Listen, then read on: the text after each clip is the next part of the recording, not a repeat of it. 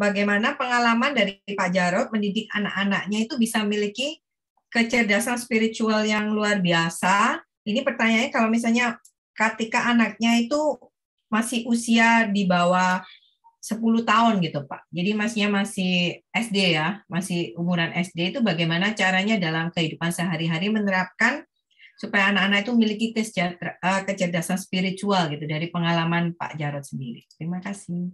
Ya. Kalau bicara secara bahasa pendidikan, ya, kecerdasan spiritual itu dibangun tadi oleh fondasinya adalah integritas sama karakter. Gitu ya. Kalau dalam arti rohani, ya cerdas spiritual itu orang yang kenal Tuhan, tahu Tuhan, ngerti firman, jadi cerdas dalam hal spiritual. Apa tuh cerdas spiritual? Berarti kenal Tuhan, bergaul dengan Tuhan, gitu ya.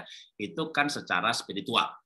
Tapi kalau kita bicara katakanlah orang ateis, gitu ya. Orang ateis kan juga bicara kecerdasan spiritual. Nah, tapi mereka definisinya adalah orang yang punya integritas. Karena ada orang ateis tapi integritasnya bagus. Ya, misalnya New Age Movement gitu ya, gerakan zaman baru. Kan mereka bilang Tuhan tuh nggak ada. Tapi bayar pajak, akun tunggal. Jika A, B, nggak nipu, nggak nolong, ya, berbaik sama sesama gitu ya. Jadi memang gereja sekarang ini akan melawan kebaikan gitu ya, karena ajaran-ajaran baru ini bukan jahat gitu ya, bukan nyembah setan, tapi ya cuma Tuhan nggak ada, setan nggak ada. Nah, integritasnya luar biasa. Lalu apa karakter? Mereka nggak percaya Tuhan, tapi rajin, jujur, itu kan bisa gitu ya. Nah, tapi ini adalah istilah sekuler tentunya. Kecerdasan spiritual dalam arti non agama. Nah, karena kita konteksnya adalah takut akan Tuhan, kita adalah orang percaya, di mana kalau kita sama-sama diadu. Seberapa kuat sih orang jujur yang karena demi sukses, sama jujur karena takut akan Tuhan. Pasti yang takut-takut itu lebih jujur lagi, kualitas jujurnya. Kalau hanya bicara yang penting kan tidak merugikan orang lain gitu ya. Mungkin Yusuf diajak bercinta sama istri Potifar juga mau. Ya sama-sama suka, apa salahnya? Saling mencintai laki sama laki, apa salahnya?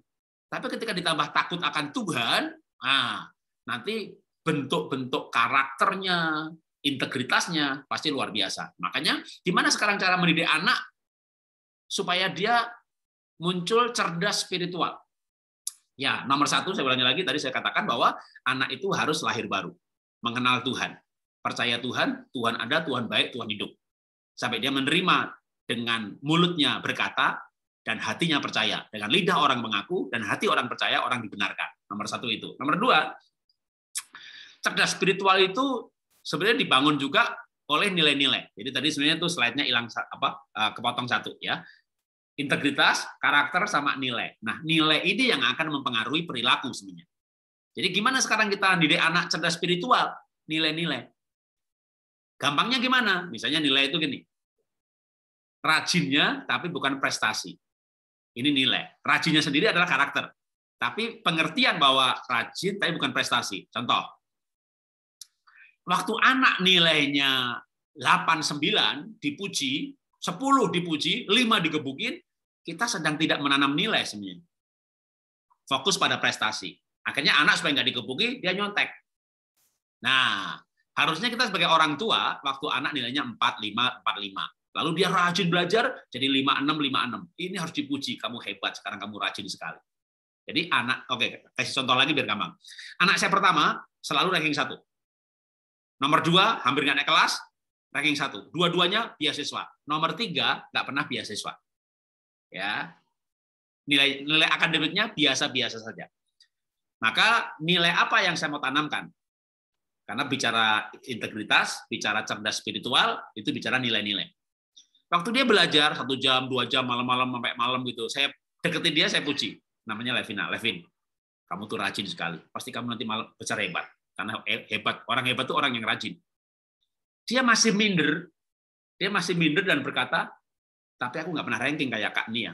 Karena kakaknya selalu ranking 1. Saya ulangin lagi. Yang sukses nanti bukan yang ranking, tapi yang rajin. Ya. Papa memang waktu SMA ranking, tapi waktu kuliah IP-nya cuma 2, tapi Papa rajin. Jadi saya tekankan terus, saya puji rajinnya. Nah, kalau orang itu rajin, kalau memang dasarnya cerdas, lama-lama jadi pinter. Prestasi bagus. Tapi kalau enggak, ya rajin pun nilainya enggak bagus-bagus banget. Tapi dia yang penting dia rajin. Nah, ini artinya membangun nilai. Yang penting itu rajin. Lalu jujur, misalnya. Anak saya nomor 2 pernah hampir nggak naik kelas. Kan kita ngajar soal kejujuran. Nggak boleh nyontek ya, gitu. Suatu ketika dia nilainya masih di bawah 6, 5,5. Ben, 5,5.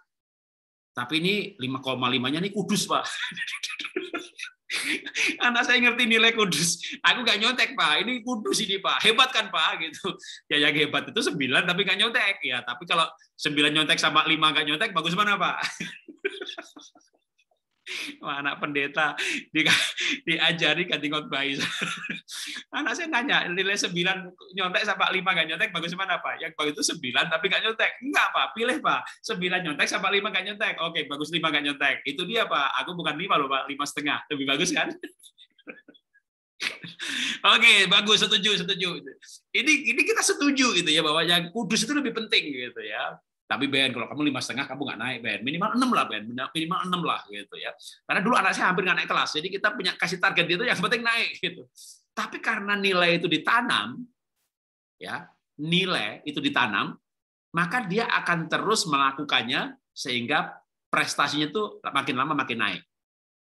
Ya, karena yang ditanamkan itu nilai. Kalau rajin ditanam, nanti makin lama makin baik. Tapi kalau prestasi yang ditanamkan, nanti akan cari segala akal, yang penting prestasi. Makanya untuk anak-anak, apalagi di bawah 10 tahun, itu yang penting kan membangun pola atau karakter. Rajin, benar, kudus, apapun prestasinya mengucap syukur, yang penting kamu berusaha. Gitu. Jadi ini kalimat yang bagus nih, yang penting kamu berusaha. Papa mama lihat kamu berusaha aja, papa mama udah seneng. Nah ini cara membuat anak nanti akan menghargai proses, menghargai usaha. Dan memang selama dia itu rajinnya bertumbuh, prestasi itu kan tergantung ya. Kan kalau kita bicara multiple intelligence itu kan ada anak yang cerdasnya itu A, B, C, D. Jadi anak akan hebat pada bidangnya masing-masing. Maka yang kita tanamkan adalah nilainya. Tadi saya bingung soal kudus, soal rajin, usaha. Ya. Satu lagi mungkin, kekudusan. Bahkan ini bisa untuk anak usia dini. Saya lompat dulu ke cerdas spiritual ini, output praktisnya itu hidup kudus. Seberapa kudus? Oke. Anak saya, nomor 1, nomor 2, umur 13-14 tahun, sektri, sudah di Singapura. Lalu nomor 1, sampai sekarang ya tinggal di Singapura, nomor 1, nomor 2, bekerja di sana. Nomor 1 sudah menikah, pacarannya 6 tahun. Selama berpacaran 6 tahun itu, ya di Singapura, karena pacarnya juga kuliah di Singapura. Bisa dibayangin, orang pacaran di luar negeri. Orang tuanya di Indonesia. Tapi anak saya punya konsep nilai hidup namanya kiss dating goodbye. Kiss dating goodbye. Selama pacaran nggak cium bibir. Oh bisa Pak? Anak seradikal itu. Nah ini buat Bapak Ibu yang punya anak di bawah 5-6 tahun. Tak ajari caranya. Waktu anak di bawah usia 5-6 tahun, usia dini, kalau dia minta cium bibir sama Bapak Ibu jangan dikasih. Jadi misalnya anak itu minta cium istri saya atau saya cium bibir, nggak boleh. Kenapa nggak boleh? Tetanggaku, temanku, orang itu cium bibir. Bibir itu hanya untuk suami istri. Jadi ketika anak saya minta cium bibir, dikasihnya cium pipi, cium kening, cium tangan, tapi tidak bibir. Kita ucapkan berkali-kali karena dia sering sekali minta, gitu ya. Lihat film, lihat YouTube, temennya cium bibir, itu hanya untuk suami istri. Itu hanya untuk, berkali-kali selama usia dini masuk alam bawah sadar bahwa bibir hanya untuk suami istri. Makanya ketika dia membaca bukunya Joshua Harris, memang ada bukunya, judulnya Kiss Dating Goodbye. Ditulis oleh hamba Tuhan yang namanya Joshua Harris. Itu ingat dia apa yang diajarkan papa mamanya. Akhirnya dia mengambil sikap hidup, ya hidup kudus di perantauan. Kan Daniel, Sadrah, Mesah, Abednego itu apa sih? Kudus di perantauan, gitu kan? Dan karena dia kudus, pandainya 10 kali lipat. Jadi sebenarnya pandai itu bisa berhubungan sama olahraga, sama menu, ya, sama makanan, sama juga takut akan Tuhan atau itu kudus. Nah, akhirnya anak saya mengambil keputusan untuk hidup kudus sampai level kiss dating goodbye. Maka kalau bicara kecerdasan atau prestasi, anak-anak kami hebat-hebat sekali, ya. Itu karena dia bisa hidup kudus seperti itu. Nah, itu saya tarik mundur ke belakang, itu sampai di usia dininya, bahkan sebelum 10 tahun, itu bibir untuk suami istri. Itu dia akan ingat dalam hidupnya. Beda kalau misalnya dari kecil pun udah cium bibir dengan papa mamanya, akhirnya cium bibir itu ya tanda cinta. Saya dicium papa nggak nafsu kok, bibir itu nggak nafsu kok, cium bibir itu bukan nafsu, cinta kasih, kan konsepnya jadi beda. Nah ini jadi didik anak itu sebenarnya ada konsepnya, di mana dari kecil udah kasih sebuah konsep bahwa bibir itu hanya untuk suami istri. Itu akan ingat gitu ya. Tapi kalau misalnya orang tua anak juga cium bibir, karena bagi dia ya nggak apa-apa lah cium bibir. Sama papa juga, sama mama juga ini tanda cinta kasih kok, bukan tanda nafsu, bukan eros gitu. Tapi kita balik, kita enggak. Bibir suami istri. Itu contoh bentuk-bentuk bagaimana kekudusan itu dibikin dalam bentuk program. Karena program, tapi sebenarnya ada dasar nilainya. Ya, program kebiasaan akhirnya membangun nilai. Nah, nilai itulah sebenarnya kecerdasan spiritual yang dihidupi. Gitu. Oke, Tuhan memberkati.